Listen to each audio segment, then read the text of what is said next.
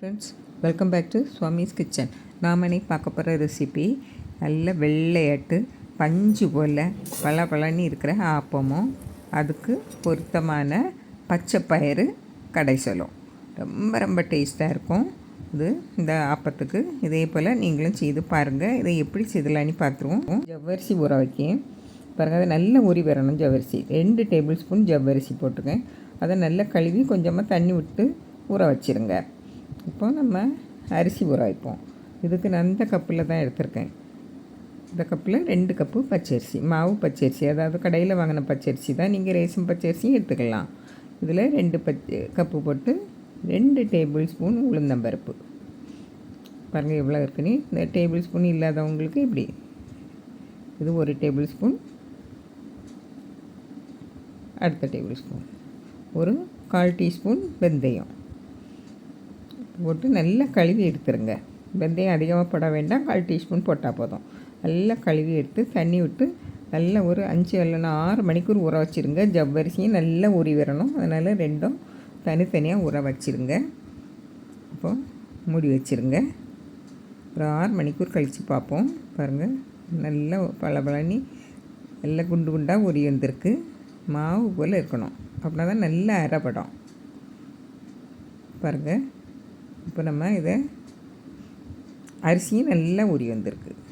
அரிசியும் அந்த உளுந்து நல்லா ஊறி வந்திருக்கு.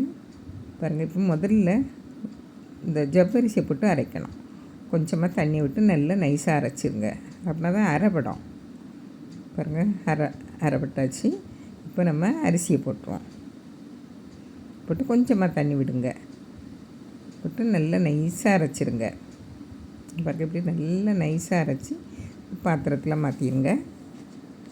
இப்போ மீதி இருக்க அரிசியையும் ஒரு 1/2 கப்பு சாதம், அதாவது மதியம் வடித்த சாதம், பழைய சாதம் இருந்தாலும் போதும். அப்படியே சாதம் உங்கள்கிட்ட இல்லைன்னா ஒரு 1/2 கப்பு அவலை நல்லா ஊற போட்டு அது கூட வச்சு அரைச்சி எடுத்துடலாம். நல்லா தண்ணி விட்டு கொஞ்சமாக தண்ணி விட்டு அரைச்சி எடுத்துருங்க. நல்லா நைஸாக அரைச்சி எடுத்துடணும். இப்போ 1/2 டீஸ்பூன் உப்பு போட்டு கொஞ்சமாக தண்ணி மிக்ஸி ஜாரை அலசி கொஞ்சமாக தண்ணி விட்டு நல்லா கலந்து விட்டுருங்க.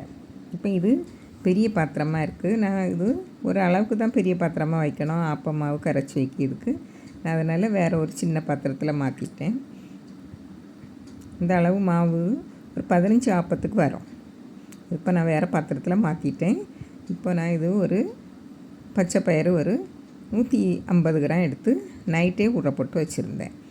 இப்போ அதை காலையில் எடுத்து நம்ம ஆப்பம் சுடுறதுக்கு முந்தைய எடுத்து இதை மிக்ஸி ஜாரில் மாற்றி அந்த தண்ணியோடையே மாற்றிடுங்க.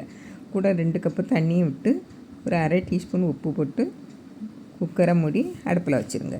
ஒரு 3 விசில் வரட்டு நல்லா வெந்துடும். பாருங்கள் இப்போ அதுக்கடையில் நம்ம ஒரு பெரிய தக்காளி, ஒரு பெரிய வெங்காயம் அதையும் நல்லா நறுக்கி எடுத்து வச்சுக்கிடுவோம். பாருங்கள் 3 விசில் வந்து ஆவியெல்லாம் போன பிறகு நம்ம குக்கரை திறந்து இந்த பாசி பயிரை நல்லா மசிச்சு வச்சுக்கிடுங்க. ரொம்பவும் மசிக்காண்டா, ஓரளவுக்கு மசிச்சு வச்சுருங்க. கடாயை வச்சு 1 டேபிள் ஸ்பூன் எண்ணெய் விடுங்க. எண்ணெய் காஞ்சதும் 1 டீஸ்பூன் பெருஞ்சீரகம் போட்டு நல்லா பொரிய விட்டுருங்க. நல்லா பொரிஞ்சால் நல்ல வாசனையாக இருக்கும். இப்போ நம்ம நறுக்கி வச்ச பெரிய வெங்காயத்தை போட்டு நல்லா வதக்கி விடுங்க. இதில் கொஞ்சமாக கருவேப்பிலையும் சேர்த்துக்கிடுங்க. நல்லா வாசனையாகிட்டு இருக்கும். நல்லா வதக்கி விடுங்க. நல்லா வதங்கி வரட்டு. இப்போ வதங்கி வந்தோடனே 1 டேபிள் ஸ்பூன் இஞ்சி பூண்டு விழுது. நீங்கள் நான் தட்டி போட்டிருக்கேன். ஒரு 6 பல்லு பூண்டும் ஒரு சின்ன துண்டு இஞ்சியும் நான் தட்டி போட்டிருக்கேன். பாருங்கள் 2 பச்சை மிளகாய் அதையும் போட்டு நல்லா வதக்கி விட்டுருங்க. நல்லா கொஞ்சம் செவந்து வரட்டு. வந்த பிறகு தான் நீங்கள் தக்காளி போடணும். தக்காளி போட்டு இதில் ஒரு 1/2 டீஸ்பூன் உப்பு போட்டு நல்லா வதக்கி விட்டுருங்க.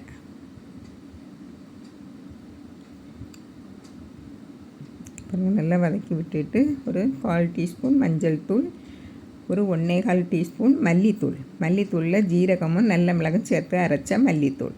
இப்போ ஒரு 1/2 டீஸ்பூன் மிளகாய்த்தூள் போட்டு நல்லா பச்சை வாசனை போகிறது வரைக்கும் வதக்கி விட்டுருங்க. பச்சை வாசனை போன பிறகு நீங்கள் ஒரு 1/4 கப்பு தண்ணி விட்டு நல்லா கிளறி விட்டுருங்க. பிறகு மூடி வச்சுருங்க. இந்த பச்சை வாசனை எல்லாம் போயிடும். நல்லா வெந்தும் வந்துடும் தக்காளி எல்லாமே. பாருங்கள் நல்லா மசிஞ்சு வந்துட்டு இப்போ நம்ம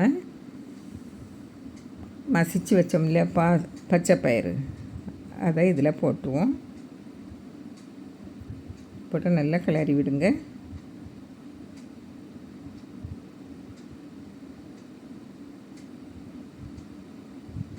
பாருங்கள், கொஞ்சமாக தண்ணி, ஒரு அரை கப்பு போல் நம்ம குக்கரை அலசி தண்ணி விட்டுருங்க. இந்த மசாலாக்கள் எல்லாம் சேர்ந்து ஒன்று போல் வரணும். இந்த பச்சை வாசனை எல்லாம் போய், இந்த பயிறுக்குள்ள வாசனை எல்லாம் போய் நல்ல மசாலா வாசனை வந்துடும். பாருங்கள், நல்லா இறுகி வந்துட்டு நல்லா கொதித்து வந்துட்டு இப்போ கொஞ்சமாக கரம் மசாலா, இது ஆப்ஷனல் தான், தேவையில்லைன்னா விட்டுடலாம். நான் கொஞ்சமாக தான் போட்டிருக்கேன். போட்டு நம்ம இறக்கிடலாம். இறக்க கொஞ்சம் தேட்டு தான் நீங்கள் கரம் மசாலா போடணும். அப்போ இறக்கி வச்சுருவோம். இன்னும் கொத்தமல்லி தலையும் தூவிடுங்க. இருக்கட்டு மூடி வச்சுருங்க. இப்போ நம்ம ஆப்பமாவு எப்படி இருக்குன்னு பாருங்கள். குளிர் நேரம்னால அதிகமாக பொங்கி வரல.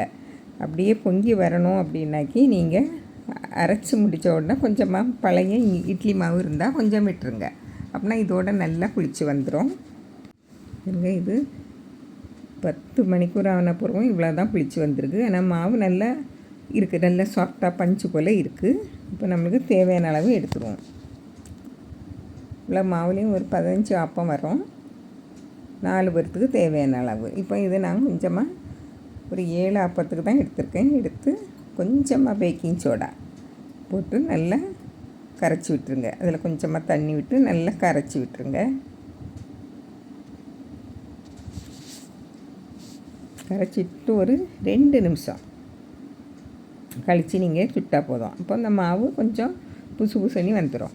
இப்போ அடுப்பில் ஆப்பச்சட்டியை வச்சு எண்ணெயெல்லாம் தடவி வச்சுக்கிடுங்க. தடவி வச்சுட்டு இப்படி விட்டுருங்க. பாருங்கள், 2 சுற்றி விட்டுருங்க. விட்டு மூடி வச்சுருங்க.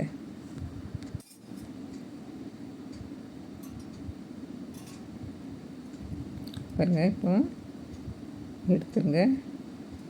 இவ்வளோ அழகாக இருக்குது, பஞ்சு போல் இருக்குது பாருங்கள். அடுத்ததில் சுடணும்னா ஒரு சொட்டு எண்ணெய் விட்டுட்டு நீங்கள் தடவி விட்டுருங்க.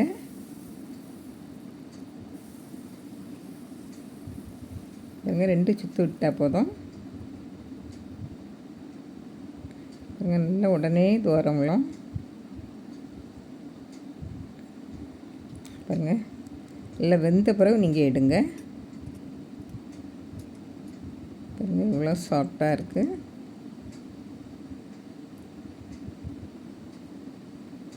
எண்ணெய் தடவிடுங்க. ஒரு சொட்டு போல் எண்ணெய் விட்டால் போதும். பாருங்கள், இப்படியும் எடுத்துடலாம். நம்ம சுற்றி தான் எடுக்கணும்னு இல்லை. பாருங்கள், நல்லா பஞ்சு போல் இருக்கும். ஊரங்களில் கொஞ்சம் செவந்துக்கிட்டு நல்லா பஞ்சு போல் இருக்கும். இதே போல் எல்லாமே சுற்றி எடுத்துடலாம். பாருங்கள், நான் 7 ஆப்பம் சுட்டு எடுத்துருக்கேன். மீதி ஆப்பத்துக்கு மாவு இருக்குது. அதை ஃப்ரிட்ஜில் வச்சு அடுத்த நாள் சுடலாம். பாருங்கள், இவ்வளோ வெள்ளையாட்டு பஞ்சு போல் இருக்குது. ஓரங்களில் கொஞ்சம் செவந்துக்கிட்டு இருக்குது. பாருங்கள், இதுக்கு நம்ம ரொம்ப ரொம்ப பொருத்தமாக நல்ல சுவையாக இருக்கும் இந்த பச்சை பயிறு கடைசல். பாருங்கள், பஞ்சு போல் ஆப்பத்துக்கு இந்த பச்சை பயிறு கடைசலையும் நீங்கள் இது ஒரு முறை வச்சு பாருங்கள். அடுத்த முறையும் நீங்களும் இதே போல் தான் செய்து பார்ப்பீங்க. பச்சை பயிறு நல்ல ஹெல்த்தியான ரெசிபி இது. பாருங்கள், சட்னி வச்சு பரிமாறினா ரொம்ப ரொம்ப டேஸ்ட்டாக இருக்கும். இதே போல் நீங்களும் செய்து பாருங்கள். பிடிச்சிருந்தால் லைக் பண்ணுங்கள், ஷேர் பண்ணுங்கள், கமெண்ட்ஸ் பண்ணுங்கள். மறக்காமல் சப்ஸ்கிரைப் பண்ணுங்கள். தேங்க்யூ.